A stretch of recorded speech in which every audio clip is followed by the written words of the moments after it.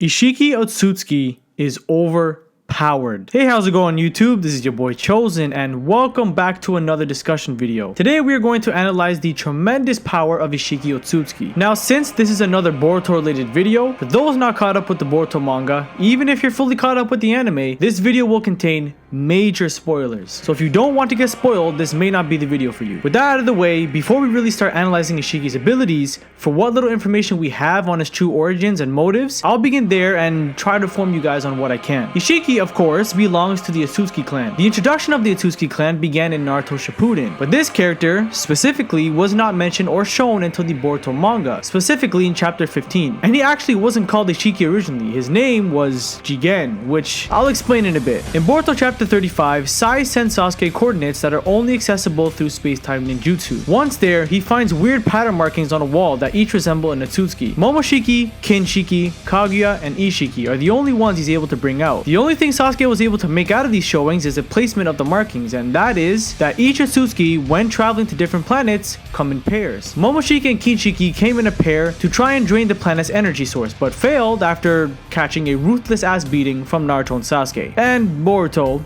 I guess. And something else that's going to be significant to what I'm about to say later is that Sasuke also found a random 10 tails hidden underneath a pedestal. Yeah. I'll get to that in a bit. When taking a look at where Kaguya is on the wall, he can clearly see that she was placed with another Otsutsuki, but when battling her along with Team 7, he was nowhere to be found. This, ladies and gentlemen, is Isshiki Otsutsuki. And you may be wondering where he was exactly when Kaguya made her way to Earth. Thankfully, before I had the idea of making this video, this has already been explained in pretty good detail. The end goal of the Otsutsuki clan, if I'm not mistaken, is to harvest a chakra fruit from many different planets. In order to do that, they need a divine tree, which will eventually sprout a healthy fruit. In order to make this divine tree, an Otsutsuki must sacrifice themselves to a 10 tails, while the other that they are with watches over them. Meaning, if things had gone the way Momoshiki wanted to, Kinshiki would have been the sacrifice for the fruit while Momoshiki watched over it. Now, when I say sacrifice, I don't want you guys to interpret like I'm saying the Otsutsuki sacrifice is just dead right after. Like most of you watching know, the Otsutsuki have karma, meaning before they become sacrificial pawns, they must bestow a karma seal onto a vessel ahead of time for resurrection. Meaning over time, they'd eventually just resurrect themselves after they've been sacrificed for the fruit. In this case, that is somewhat what Momoshiki is trying to do with Boruto. After Boruto killed Momoshiki, Momo planted a karma seal on him so that he just end up resurrecting himself through Boruto. So as much as Boruto thinks he got Momoshiki,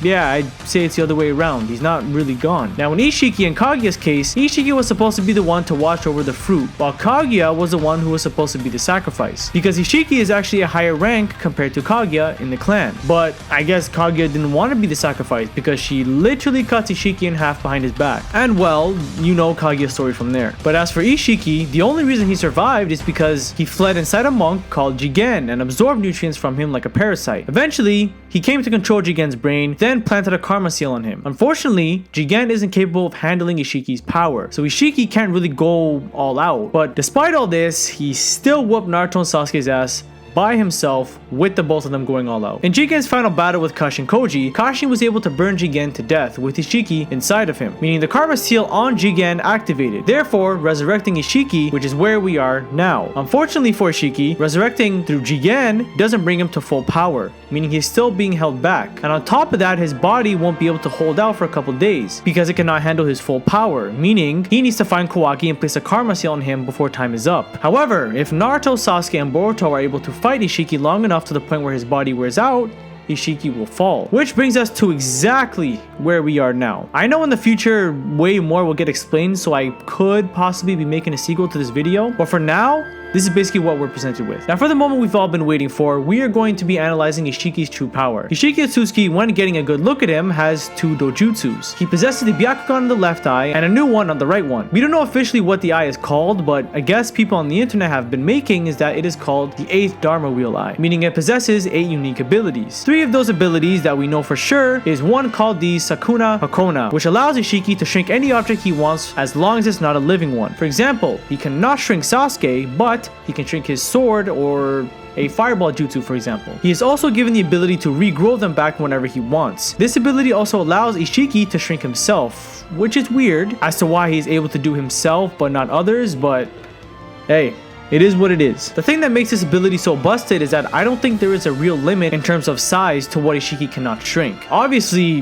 he can't shrink the entire planet, that's ridiculous. But for example, if Naruto were to shoot a tailed beast bomb at him, you can claim that he wouldn't be able to shrink it, but where's your proof? I don't think it's been stated that Isshiki cannot shrink large objects, so yeah, stuff like tailed beast bomb, massive Rasengan, hell, even Indra's arrow, it does not matter how powerful the attack is, as long as it's not a living object, it won't counter the ability in any way. So basically what I'm trying to say is that to Isshiki, there's literally no difference between a Rasengan barrage or an Indra's arrow, because you can just shrink them both down to micro size. The second ability Isshiki is able to do is carry any object he wishes into an alternate dimension where time doesn't flow. An example is when he whooped Kashinkoji's ass, then summoned a wine glass from that dimension that's probably been there for maybe weeks or even months, drinks it, then drops it right in front of his face. Now if I were to give you guys an example of this used in combat, is when Naruto and Sasuke tried to perform a Chidori-like combo against Isshiki. Before Sasuke has a chance to strike him, Isshiki summons a bunch of massive cubes down at the duo, using the technique I just told you guys. Those cubes will most likely shrink down in that dimension. He brings them to where he is, then enlarges them to their original size. Pretty much, what you can tell from Isshiki is that he always has a backup. There's no telling what he has in that dimension. He can rather